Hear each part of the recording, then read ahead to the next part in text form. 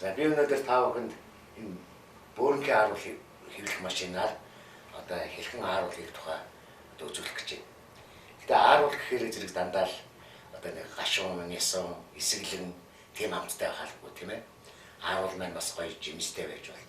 Тэр тусмаа их орны одоо үйлдвэрийн одоо органик одоо жимсээр үйлдвэрлэсэн одоо варенер хийх юм бол бас жинхэнэ органик бүтээгдэхүүн маань гарч ирнэ гэсэн үг.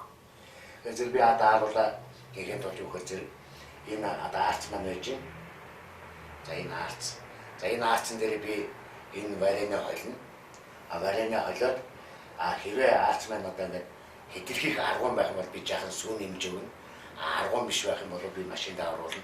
Гэхдээ хэтэрхий нялцгай биш, хэтэрхий аргуун биш байх ёстой энэ машин дээр ааруул бөөргөл хэвлэхтэй бол. За ингээд одоо энэ юугаа варенерийн юу руу илээ.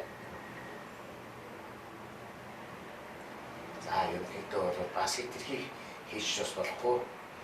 Багаар хийж би амлж үзчихэж бас юугээ амтаа бас гаргах хэрэгтэй тийм ээ.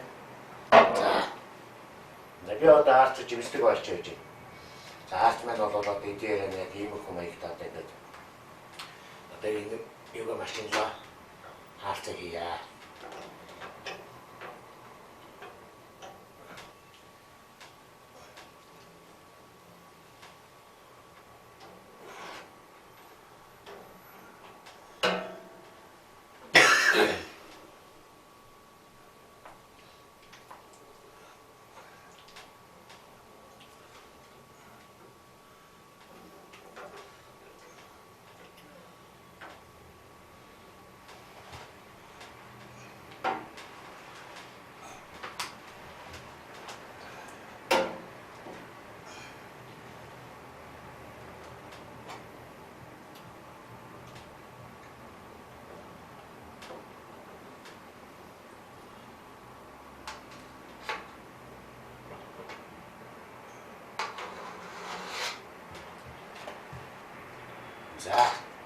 За ингээ арцаг хийчлээ.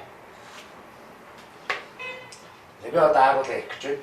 За ааруулаа хийхэд бол би энэ голден милк гэсэн энэ хуураас үг хэрэглэж байгаа. Яагаад би энэ хуураас үг хэрэглэж байгаа юм бэ гэхээр энэ дотор байгаа арц маань бол нэлээд нэлцгаадуу арц байна. Нэлцгаадуу арц энэ юу түнхэн дундахтаа хоорондоо наалдаад ингээд хэлбэрээ алдах учраас би хооронд наалдуулахын тулд би одоо хуураас үг ийм юу түнхэн хийчихлээ. За ерөнхийдөө бол юу гэхээр машиныг ажилуулах бол хурд их чухал байдаг. За энэ дотор байгаа арцаа бол яг ингээд сайхан чивжээд ингээд сайн оруулж өгөх хэрэгтэй. За ингээд сайхан чивжиж олж өгсөний дараа одоо машинаа ажилуулж за сайхан арцаа чивжээд оруулж